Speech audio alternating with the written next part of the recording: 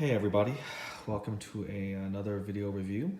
So this one is pretty special and I'm probably going to go on a little bit too long with this, so bear with me. This is a Walt Disney Classics collection piece. And so the previous one, which is the first one I did, was of Beauty and the Beast, Tale as Old as Time. And this one, of course, is from the Disney animated classic Cinderella. So its official name is Off to the Ball.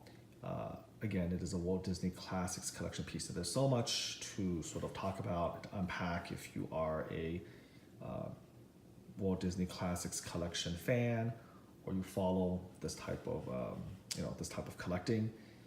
Again, I mentioned in the last video, I'm just sort of surprised that there's not more videos that sort of talk about the quality of the pieces, that sort of show the quality and discuss it more than just simply turning things around and saying, okay, here it is.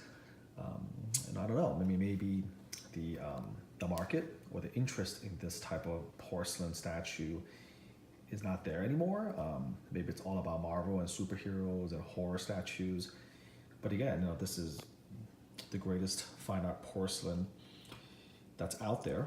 It's, in my opinion, some of the best examples of 3D art from the Disney classics and the Disney movies.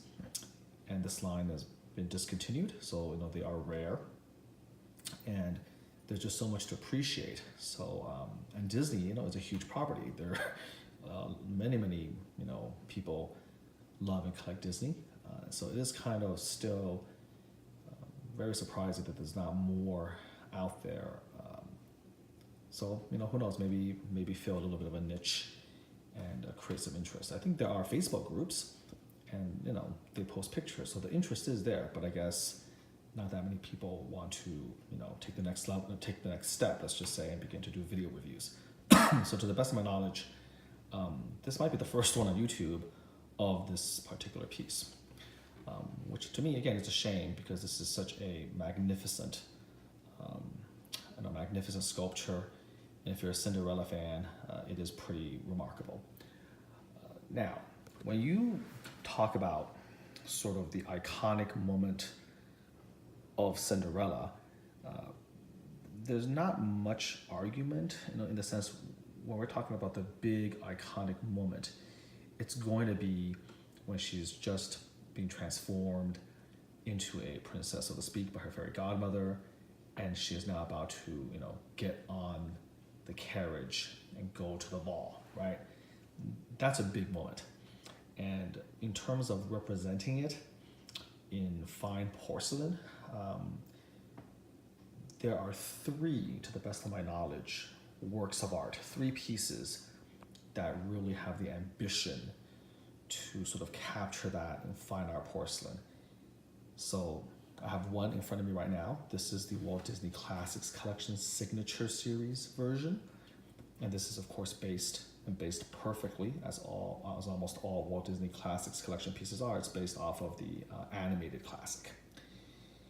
You then have another version, a Capodimonte version, which is a form of fine art porcelain, a type of style, a type of art, which we'll get into a little bit later. And this was created by the great sculptor Enzo Arzenten, who has since retired. And it also shows the same scene, but in idealized Renaissance classical style. Giuseppe Armani, another very famous Italian sculptor, the head of the former Florence Art Studios, I don't believe he ever created a carriage scene, okay? I think he created one of Cinderella sitting on a bench with the fairy godmother, but I don't think he ever created actually like an off to the ball moment. And then the third major piece, which is the most insane, is from, what is the name? From Ladro. I think it's pronounced Ladro, again, company very famous for fine art porcelain. And that one has really nothing to do with the Disney picture at all. it's, based off of or inspired by the mythology, by the fairy tale, and definitely a lot more French influence when you look at the style. And Yadro's version, I think, is in the, oh my God, I think $30,000 range. And it's basically, I think, 3 times as big as this, twice as tall. It's amazing. It's one of those pieces of porcelain where you put it in the hallway of a grand mansion or something under glass. And so really, to the best of my knowledge, those are the 3 huge pieces depicting the after the ball scene. And I think Yadro technically is her arriving. They even have the porcelain balcony and the guests looking on her. It's spectacular. I advise you to Google it and just sort of glory in it, because it's certainly something you're never going to see, unlikely to ever see in person. It costs as much as an automobile, as a car. So getting back to this piece, which is the Walt Disney Classics Collection. If you own any after the ball, any type of scene like this, you're going to be in rare company. So for this one, again, if you're a fan of that Disney movie, this is sort of, a scene from there. And what to say about it in terms of the nitty gritty. Okay, so number 1, it is the second release in the Signature Series collection. The Signature Series is a part of the Walt Disney Classics Collection. While I'm talking, I'm just going to sort of do a little bit of panning and scanning so you don't get too bored just hearing my voice droning on. So the Signature Series was a mini-series within the Walt Disney Classics Collection that is supposed to be sort of the ultimate, the cream of the crop, the ultimate in quality and detail, trying to really show you iconic moments from the various films, all very expensive, all quite rare, all of them usually limited edition. And again, representing a level of ambition that normal Walt Disney Classics Collection pieces do not aspire to, which is pretty crazy because the normal Walt Disney Classics Collection pieces are really pretty, they already aspire to quite a bit, as you will learn as I do more of these video reviews. So the first piece in the Signature Series is from Snow White, fittingly, and it's called Soups On, and it shows Snow White at a table with all 7 dwarves. It's magnificent, and I will do a video review eventually when I finally get it. That piece, unfortunately, is in my parents' home in San Francisco where I picked it up, and so I don't have it yet. And I think that was done in 2000. So a year later, to follow up on Soups On, they released the second in the Signature Series, I think in 2001 or 2002, and it is this piece, Cinderella Off to the Ball. They only made 1,000 of them. Its initial MSRP was $2,250. So in the entire 20-year run of the Walt Disney Classics Collection, and the literally hundreds of pieces in that collection, this piece, After the Ball, remains their most expensive, cracking the $2,000 mark by over $250. And so what are some of the things, some of the extra details to look at? Well, first of all, as you can see, it comes in 3 pieces: Cinderella herself, the footman, and then of course the magical coach with the coachman and the 4 horses. Cinderella herself, as well as the coach and the pink plumes of the horses, are all painted in opalescent paint, which is something that Disney Classics Collection pieces often have. It creates this kind of glowing effect when fired in the kiln, related to the glaze. So we have that. The chains here, if you can actually believe it or not, is actually, it's gold. It's not gold painted.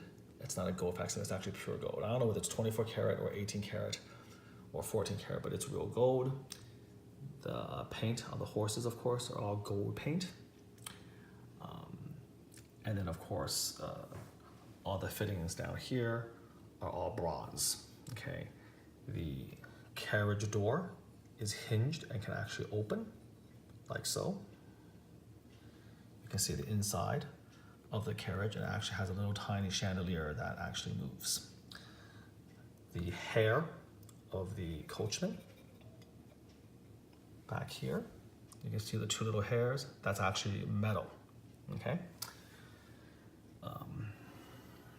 So that's all the plussing in addition to the fine art porcelain itself. So all in all, pretty spectacular. And if those gold rings are really pure gold, then it's pretty easy to understand why it costs so much. So that's the signature series. So this is really considered the holy grail of the Cinderella Walt Disney Classics Collection series. And in my opinion, it's probably, I think, their best piece. I'm going to do a review later on of the Pinocchio signature series, which is called The Finishing Touch. And that one is pretty crazy as well for another reason. It's because of the sheer amount of detail loaded into the Finishing Touch. So it's neck and neck, I think, between the Finishing Touch and this piece, what is, in my opinion, the top of the line. But there's a certain grandeur and there's a certain majesty and a certain magic that this piece has that I think the Finishing Touch doesn't quite have. And that's, again, to take nothing away from Soupçon or Finishing Touch. It's just that when you have the length of this, my hand is here, so maybe you have some idea of how long this is. This is well over, I think, 18, 20 inches long, and it's fabulous in so much of its detail. It looks so delicate. You look at this, and you're just blown away. When you look at the sort of the size of it, and you can just tell from a glance. Even people who aren't interested in sculpture, who don't care for Disney, you look at it at a glance, you can see the class oozing from it, the quality oozing from it, the delicate nature of it, the detail, all the filigrees and the wheels. And it really is just magical. And so I'm a little bit biased, and the funny thing is I'm not even a big Cinderella fan, really. I'm much more of a Beauty and the Beast fan. But this is such a unique work of art. I've spent the better part of 10 years trying to acquire, in a way, the perfect piece. That for me, I don't see any other piece topping this. That's my opinion. And I own the Walt Disney Classics Collection signature piece from Beauty and the Beast, which I love in its own right. And you would think that I'll be biased toward that. But as much as I love Beauty and the Beast, I think that in terms of all of the intangibles, this is the top piece to own. And it certainly is, it certainly has quite a storied history. So now let's talk a little bit about why is this thing so hard to get? So, okay, number one, obviously it's very expensive and they only made 1,000 of them. But number two, this is, again, porcelain. So it's not like the regular statues of like Captain America or Iron Man, where you make them out of resin and, you can just pop the head off, to pop the arms off. They're magnetized, they're keyed. You have a base, you put the statue on the base. You can break up those statues and make shipping them a lot safer. But here you can't do that, which makes the shipping like a literal nightmare. These two pieces could be, are not too bad. But you see this, the coach, that coach with the horse and the coachman has to be shipped in one piece. It has to be shipped in literally one piece. So let's start talking about all the areas where things can go wrong. You can break this guy at the neck and at the ankles. Hopefully you can appreciate how ridiculously tiny those ankles are. And again, it's just a reflection of the original animation art. You can bend the hair right off. All the metal can be bent out of shape. The little tiny chandelier that's floating in midair at the roof of this carriage can't come off. It can't be broken. His little pinky finger right here can be snapped off, as can the arm. The whole thing, if I move it just a little bit, you can see it can actually sort of shakes a little bit. This thing shakes a little bit. You can see it shaking because, again, it's all brass. And so it's actually, essentially secured by this little tiny thing here. So every time you move it, it actually moves a little bit, which is crazy. All these reins can scratch the porcelain of the horses, so they have to be protected and covered up. You don't want them snapping off of the hooves either. The plumes can be snapped right off. Super easy to do. And then the horse's legs are like toothpicks. All those legs can break as well. So they had to package this in a gigantic box in multiple layers with tons of soft custom, I don't even know what to call these things, like I think the foam, custom soft foam, trying to buttress all of it. There had to be tissue paper shoved into the carriage to prevent the top part from moving, and tons of tissue paper surrounding the gold rings to make sure they don't scratch the actual porcelain. And everything had to be reinforced, and then they had to ship them. And when you talk to some dealers, the actual, I think, estimated rate, maybe they say 50% of the 1,000 were broken, okay, during the initial rollout. One dealer I talked to actually said that out of his allotment, 10 pieces arrived damaged. So that gives you an idea of how delicate this is, how difficult it is, because when you put it in there, no matter how good the packaging, just one drop, force alone can snap any of these things off. So when you actually have to unpack this thing and then you see the packaging, you really think it's a miracle that any of these things survived intact. And I think a lot of it has to do with the initial shipment. So when they ship these in batches of hundreds at a time, obviously I think those are shipped pretty gently because they're kind of custom shipped. They're done by freight. Maybe they're done on a ship. So there's a little bit of protection. And then when they disperse to the various dealers in the United States and Europe and elsewhere, a lot has to do with just how careful each particular country, their postal service, UPS, Federal Express, the individual person involved, how lucky you are. There's just so many, a million little tiny factors that go into whether one of these things actually gets to the destination without horrible damage. And then of course, over the years, you have people who want to sell them because of financial hardship or changes in taste. And now disaster number two, this is again, in the old days of statue collecting, people aren't taking videos or pictures. You have to repackage it. And I can guarantee you, the vast majority of people, there's no way they repackaged it with the same level of detail as the original factories packaged it. And then when you ship it, it's gonna break. Because if there was anywhere from 40 to 50% breakage rate from the original factory in Thailand, okay, where they really know what they're doing, to the destination, then what are the chances that you repackage it and you don't know what you're doing, you're missing some important steps, that this incredibly delicate piece of art is going to get there. So over the years, I would expect quite a bit of attrition in terms of breakage just from that. So to the point where this piece was released in 2001 or 2, and basically almost 18 years later, you would be crazy to basically try to ship this. Most serious sellers of this piece who know what they're doing are going to insist on local pickup.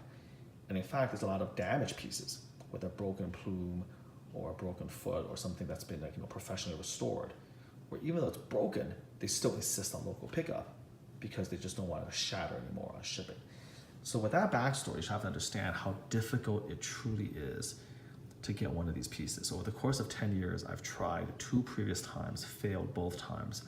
Both had to be, claimed, insurance, brakes, until I became convinced that yes, if you're ever gonna get this piece in a condition that's gonna satisfy you, you're gonna have to basically buy it in person. And that, of course, makes things incredibly complicated because you have to wait for the right moment, the right seller, and the right location. Because I'm not exactly going to be driving to Michigan or Texas or what have you to pick up something like this. And so after all these years of trying, I finally wound up finding a seller in Thousand Oaks. And the story is that, this is a gentleman who was liquidating a lot of the collection. His wife was a big collector, and his wife had passed on. And so he was, again, moving the collection, liquidating it. And this is brand new out of the box. Never been opened until he opened it and then unpacked it and then took pictures. So I made arrangements, and I drove out to Thousand Oaks, which for me is like an hour and 20-minute drive with no traffic. So I drive out there, and he had already, of course, unpacked it, and he had laid it out on a table very nicely, and then I had very carefully inspected the pieces, found no flaws, no major flaws. Again, you have to understand this is 19 years old. There's going to be maybe little tiny things here or there, but no crazing, no cracks, no breakages, or chips or anything like that. Just gorgeous condition, because again, it came right out of the box. Never really been displayed. And then came the horrible part. This gentleman again, very nice, but he had no idea how to repack it. And he hadn't really taken pictures, not really any pictures of the process. So basically, at his location, I then spent the next 40 minutes with him sort of putting this thing back together and trying to gently, you can break, this is so delicate, you can break it actually just packaging it. You put the wrong foam in the wrong place with the wrong pressure, you'll snap something off. So had to just, methodically, agonizingly put it right back into the box, put the foam around it, puzzle it out. It was a nightmare going on the internet, trying to see different pictures that other people had on from old-ended auctions. And then basically buffering it just enough to make it safe for the car trip home. And then if any of you live in Southern California and you know what traffic is like in the Los Angeles area, you know that by the time that happened, traffic had already started, and while it took me an hour and a half to drive there, it took me 3 hours to get back. So the whole thing took like 5 hours, and the last part when I had this thing repacked, I had to drive for like 3 hours through stop and go traffic all the way home. I mean, I swear to you that by the time I came home, my legs were just dead from just the braking and the stuff. It was unspeakable. It was really, really bad. And then to add insult to injury, after getting home, I waited until nighttime when my kids were asleep, so there wasn't anything crazy going on there. I had to unpack it and put it on the kitchen table. And the box is one of those crazy boxes where the flaps are really long, and so when you open them, you need to walk around this thing and work on the foam and try to take out the little pieces of the soft foam. And you kind of have to be bow-legged because the flaps are so big, it kind of prevents you from getting right against the box. You have to kind of bend over and reach with your arms, and you have to lift this thing, which is at least 20 pounds, I think, out of the box, and then carry it in. And when you're doing it, of course, you're shaking, so this thing's going back and forth like crazy. And if you finally get it in one piece here, so the whole thing was just incredible. It used to sweat like a pig by the time I finally got everything settled. And so this piece will definitely take its toll on you, both getting it, and there's no shortcuts. You're crazy if you are going to spend that much money and have it shipped. You might as well write a check to the post service, to the postal service, because they're going to have to reimburse you. So shipping, a really bad idea, okay, in my opinion.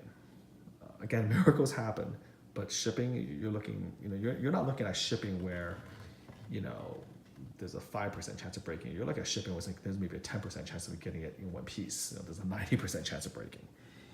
And so shipping is out, which means you got to find this locally, which means you have to be prepared to drive, because it's unlikely some guy down the street, okay, is going to happen to own a $2,000 Walt Disney Classics collection piece. And then, of course, if you do that, you're going to have to inspect it, which means it has to be unpacked. Then you have to repack it. You have to get it to your place. Then you have to unpack it.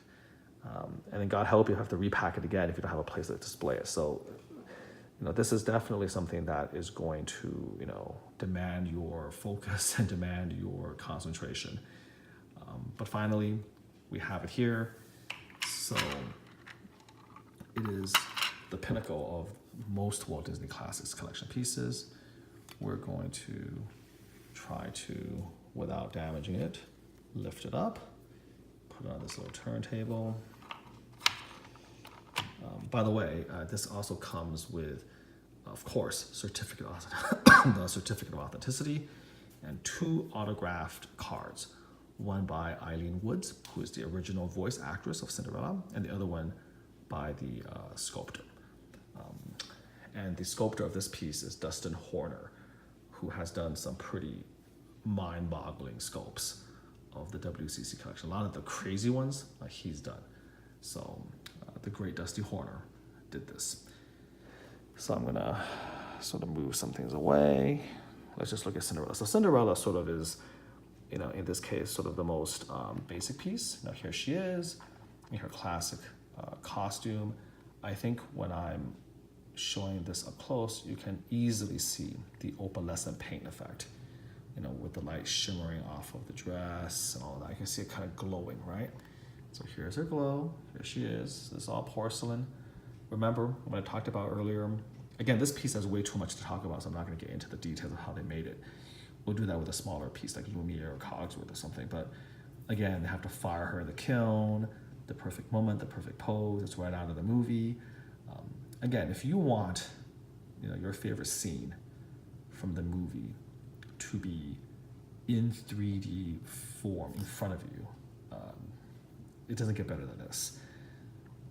And so here she is, backing up.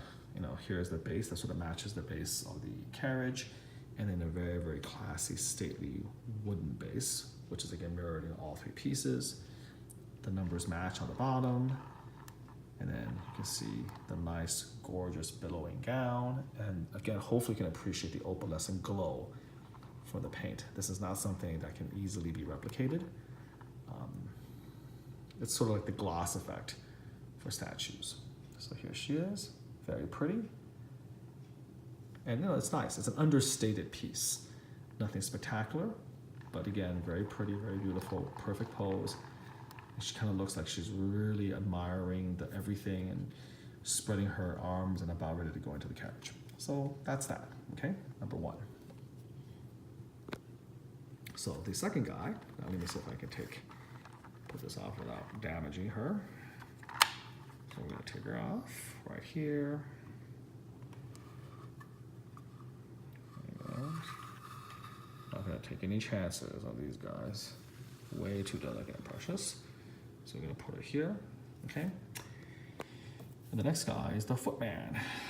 So this gentleman here, as you can see, is much shorter. Beautiful little expression on his face. His eyes are looking that way. He's getting ready to help her up. Gray and blue. And he has this nice polished buckles, as you can see here. Very nice. I think that might be, you know, silver or another type of metal. Take a look here. Going up here. Very, very nice. Again, all porcelain, so the colors have this certain little bit of glow. Even the ones that are not painted with opalescent paint, there's a glow to them, okay? And so, again, because this is based off the cartoon, that's just the way he's drawn, right? But, I mean, check out his ankles. I mean, look at how thin that is. That is prime area for snapping right off, okay? Now, by the way, you know, all of these, I mean, if rumors are true, that all these pieces, so many breaks, that 50% are broken, then understand that there's going to be a lot of professionally restored and professionally repaired pieces. And, you know, depending, I think, on the ethics of the particular seller or their ignorance, they may not know that's being professionally restored. You know, these people are really, really good at what they do. But even if it's being professionally restored, you know, that means it has a history of breakage, which is important to know. That affects the value. And so there's a lot out there that, you know, you may not know whether they've been repaired or not. And again, that's really important to kind of get to know the history of the piece. And of course, this one, original owner, never opened out of the box, never been sold other than to me. and so never be repaired. So those are all important things to understand. So here's the footman. Take it off and gently put him here. Okay, so this goes out. Now normally, I normally, put my pieces on a turntable like this to begin to spin around, but you can imagine it's impossible to do it with this piece. So we'll have to go pretty much just the front. We're not going to be able to do the back quite as easily, or maybe what I'll do is I will actually split it into different videos and splice them together and maybe give you another little look on the back end. So here we go. In terms of these sculptures, obviously, they're all perfectly done. Dusty Horner did a phenomenal job, essentially, perfecting the actual moment from the movie. And in the process of this, they give these sculptors like every single thing they need from the movie, still frames. They even talked to the original artists who drew them. So he had all the information.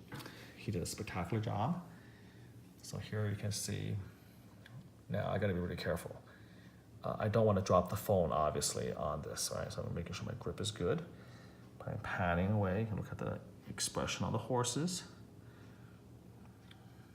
All kind of differently tilted.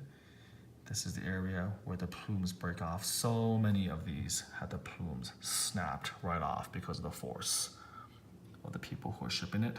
Same thing here. Take a look here. So the pink is opalescent, it's gonna glow. All the gold paint as well, very, very beautiful. You can see the rings all in gold. You can see right over here, often, the chain, if you're not careful, can rub the porcelain here. Here's the bridle, the girdles. Looking here. Very, very beautiful base. And then of course, very classy. The whole thing about the signature series is they spare no expense, right? Money is not an object. So for this, which is insane, they would never even consider doing this in 2019. But in 2001, the second series, they were trying to maybe top soups on. This is solid gold. Okay, this is actually real gold chain. Look at how many gold chains there are. I mean, that is quite a lot. And then we follow this all the way. Look at that. All the way to the coachman himself. Again, beautifully sculpted. So accurate to the movie. Here's the back. Trying to show. Again, making sure I have a real firm grip. And then of course, that little cheeky pinky held out, his hair up, his hat, holding the hat aloft. What he's sitting on is brass, it's all metal. And then again, look at the horses. Check this out. And then look at these legs. So you have to have foam all around the legs. I mean, see how easily these legs can crack, how easily they can break.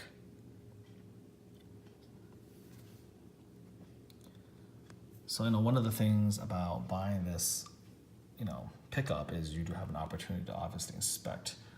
And I would advise you to inspect it very, very carefully. There could be a lot of hairline cracks, little things that you don't initially see. So take your time really inspecting them. So these four horses are just magnificent. It's so beautiful. Their expressions, their positioning, the gold rings, the opalescent plumes right out of the movie. So this is already amazing. And then of course you have the carriage itself, which is, again, amazing. So this is metal, brass, this is all metal, metal. You can see how delicate it is, curled up. And then of course the carriage itself painted in that beautiful sort of bluish, you know, bluish opalescent paint. I think it shows up on Cinderella a little bit better, but it's the same color, okay, as on the carriage. That's metal. And of course, the C for Cinderella. And then, as I've done before, you can gently open up the door. You can see inside the chair where she's gonna sit. It's very soft, or it's sculpted to be soft, obviously. You can kind of get an idea of the center of it. I can use flash later on to show you the inside a little bit better. And up the top, of course, is the chandelier that actually moves, okay?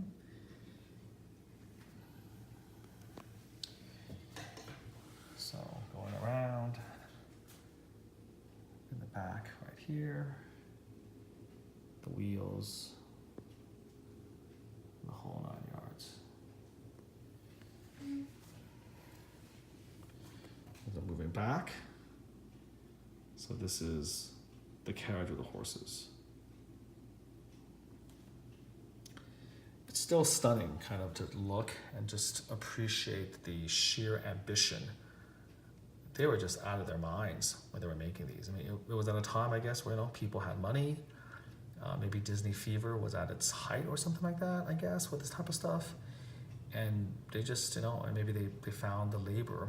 I mean, it's kind of sad to think about, but maybe the labor in Thailand was just so cheap and the poverty there is so much that they were able to basically get this type of work for such a cheap price that this was even possible. I mean, today, you want to make something like this, what is that going to be, 5,000, 6,000? I mean, who knows? We don't know what the labor is, what the risk is. So, you know, it may seem completely ridiculously outrageous that this was being sold for $2,250, but you look at it through the lens of something the 2019, year 2019, that's a bargain, you know. You'll never make this piece again. Won't ever be made again. It's almost like the people who designed this piece for the Signature Series 2001 release, and Dusty Horner was like, how can we sculpt a piece to make it the most breakable, the most impossible to ship, and then, you know, say, here, go do it.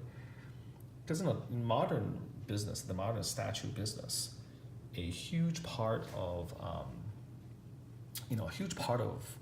the business of statues, selling statues, is sort of the engineering and the design and thinking about how are we going to ship this? You know, we don't want this to break. Is it too delicate? You know, there are being projects, for instance, canceled by companies like Sideshow. I think Sideshow was going to do a aliens diorama with the alien queen, and, you know, she's laying eggs. You know, there's that great scene where Ripley bursts into the lair of the alien queen. They were going to do that, and that project, you know, sort of withered on the vine and had to be canceled because they just felt like they could not make it and ship it without there being so much breakage. That just wasn't worth the money. That just didn't make sense, you know, business-wise didn't make sense. And when you look at, you know, this, how can you see this and think that it would make business sense to sculpt something like this and to try to ship it? And so that's why I love the Walt Disney Classics collection so much, and I give them so much credit, because they really, you know, for much of their life, for much of their 20-year life, I feel comfortable in saying they never compromised. I mean, if they did, they certainly didn't on the Signature Series. They did not compromise. They did exactly what they wanted to do, and they just sort of tried to meet the challenge. And they went ahead and they shipped this thing. You know, they created it. You know, who knows how much money ultimately was lost in trying to make this come to fruition. And so again, you know, if you are one of the few proud owners of this piece, then congratulations, because it is absolutely not easy to attain something like that. You can switch up where the footman and Cinderella stand. It could be like this, or you can switch it around and have her come here, for instance, and, you know, I think it varies what people like. So you can have her come here, for instance. You can have him kind of looking like that. So I hope that this is a very long video.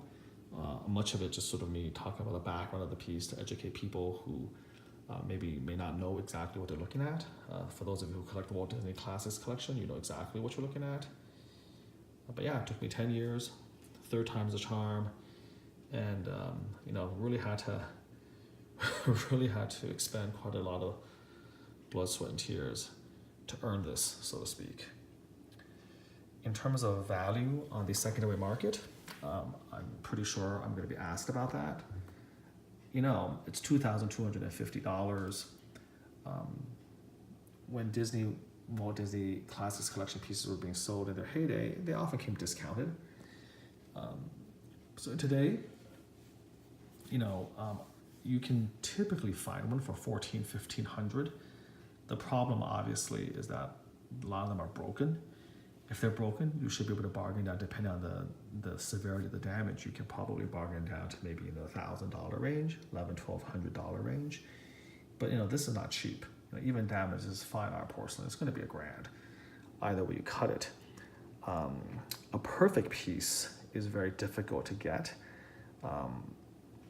Personally, I paid $1,500 for this one, but he took a bit of a loss on that because, again, he had offers in the $2,000 range. They were willing to pay him full price, what he was asking, but these people had to have it shipped, and he obviously could not accommodate that. He could not ship it, and so there is, for this piece, there is that extra layer where so many broken pieces.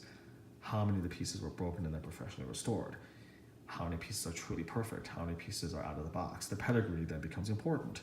How do you know that your piece wasn't professionally repaired? It's important that you're the original owner. Pieces like this where we're talking almost 20 years, never opened, seriously. That's pretty crazy. It's very hard to find a piece like that. And then obviously for it not to be damaged, and then it has to be local. So the price is going to fluctuate depending on the particular situation. If you have this thing perfectly boxed, you guarantee that there's no break. You don't move anything around, you look in there, you think the legs are good, you think the plumes are good. And there is a way, by the way, if you're smart enough, there is a way to inspect it, by the way, without removing the critical packaging. And still do, I would say, a pretty decent inspection, like 95% sure, no hidden breaks. You do all of that and you're willing to ship that, and the buyer's willing to take the risk, you can sell this piece for, I think, $2,000 easy.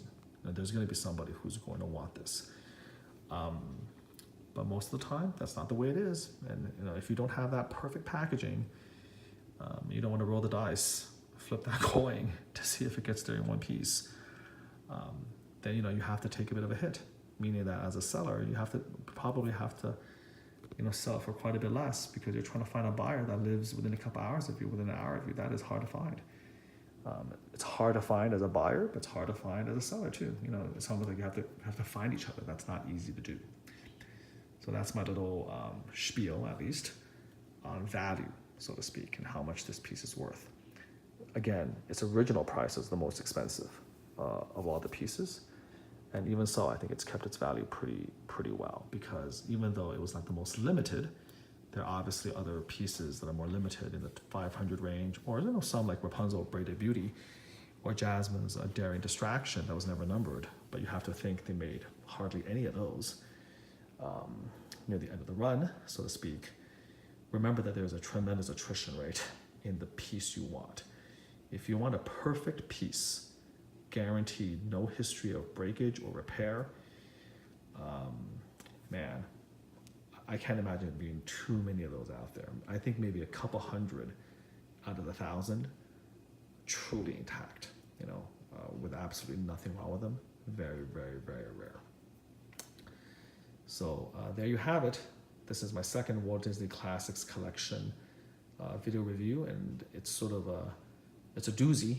I don't know if I'm going to be able to top this one anytime soon, but in both its history and the efforts that were taken to finally achieve it, the amount of time I had to wait to get it to find the opportunity, to find somebody who had this in the right situation.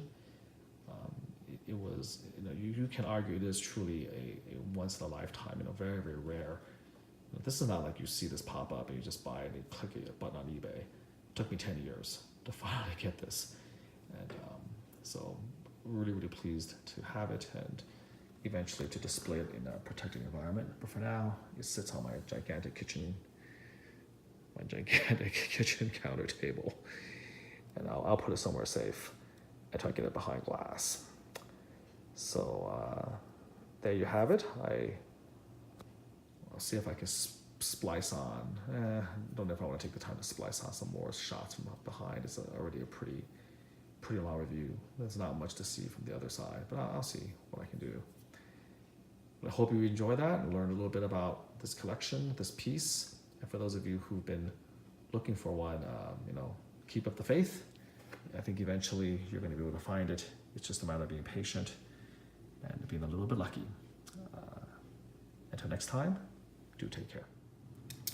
Okay, welcome back to this segment. I did take the time to actually flip the carriage around, so now you'll have an opportunity to sort of see it from the other side. So you can see there's symmetrical stops, what do you want to call these, like steps, all made out of brass. Over here you have the Cinderella monogram again here, the lights. So this part here, this door doesn't open at all. You have a better idea of what he looks like from the back. Again, there's the hair is metal. All these little tiny plussing elements that the class collection puts in to give it that extra touch of class, the extra touch of authenticity to make it special. From here you can actually see very nicely sort of the hands holding the rings. There's actually a metal loop underneath his fingers where the chain goes through, very cunningly hidden. Again, a very nice touch. You can see the silver painted buckles resting on, the carriage stop here. And then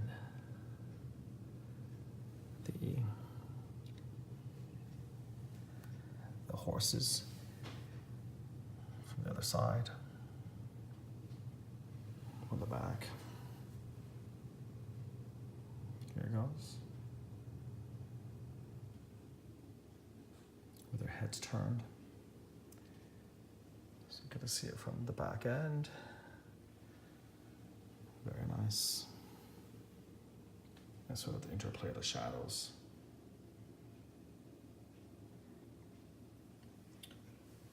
All right, well, there you go. You